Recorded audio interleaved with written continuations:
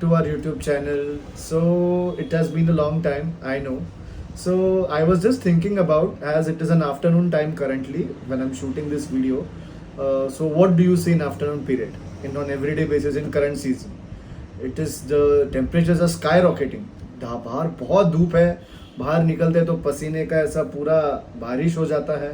And plus देखोगे तो पूरा टाइम अपने ऊपर वो हीट चलता रहता है. ऐसे इसमें क्या होता है? The one major thing that everyone is facing currently is heat stroke. क्या होता है heat stroke? जब टेम्परेचर 40 के ऊपर एक्सीड करता है, it's very difficult of body to have that much amount of hydration so that वो heat stroke को या फिर वो heat को बोल दो कुछ कर सके उसके साथ. बट फिर क्या करना चाहिए? अगर हीट स्ट्रोक को लो इंटेंसिटी पे देखा जाए तो वो एक सिम्टम जैसा वर्क करता है, बट उसको एज अ हाई इंटेंसिटी पे देखा जाए तो वो डिसीज जैसा काम कर जाता है. लाइक इमरजेंसी केसेस भी हो सकती है. So will talk about both things, how you can prevent it, and then if it happens to you then what are the further measures you can take. Prevention के लिए आप क्या कर सकते हैं? First of all carry hat. ये season में पानी पीना है. More than 3.5 liters of water should be there in your body. You should always drink that much amount of water in a complete day, so to maintain the hydration level of the body. और अब क्या कर सकते हैं? दोपहर में निकलने के बारे में थोड़ा कम ही सोचिए.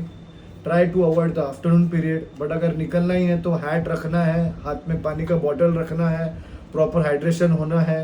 ये सब चीज़ें अपने को ध्यान में रखनी है. Now the comes the major part. जब हीट स्ट्रोक हो जाता है तो what symptoms you can feel जिससे आपको समझेगा कि आपको हीट स्ट्रोक हुआ है. वो नॉर्मल बीपी जब शूट होता है वैसे ही लगता है कि अचानक से सांस फास्ट हो जाती है, स्वेटिंग बंद हो जाता है, हार्ट रेट एक्सेलरेट कर जाती है. तो अपने को लगता है कि कुछ अलग हो रहा है क्या.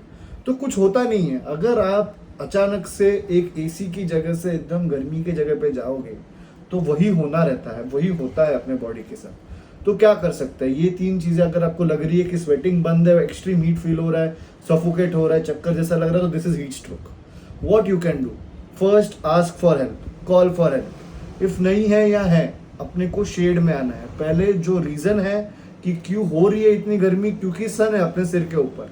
ग्लूकोन डी का याद है कैसे वो सन लेता था अपना, वैसे ही कुछ. तो अपने को उससे बाहर आना है, अपने को नेक्स्ट शेड वाले स्पेस में आना है. Once you come in the shade, now what you can do? First ask someone to get you some water. इसीलिए मैं बोलता हूँ प्रिवेंशन में कि एक वाटर साथ में रखो. बट अगर ये केस में नहीं है, इसीलिए हीट स्ट्रोक हुआ है, तो इसीलिए ask someone to get you some amount of water. Hydrate करो खुद को. ORS का पानी पीने की कोशिश करो. डीप ब्रेथ्स लो. Ask someone to rub your palms.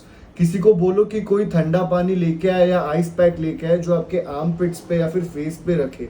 क्या होता है, आर्म पिट्स पे, फेस पे अपना ब्लड सप्लाई बहुत फास्ट होता है.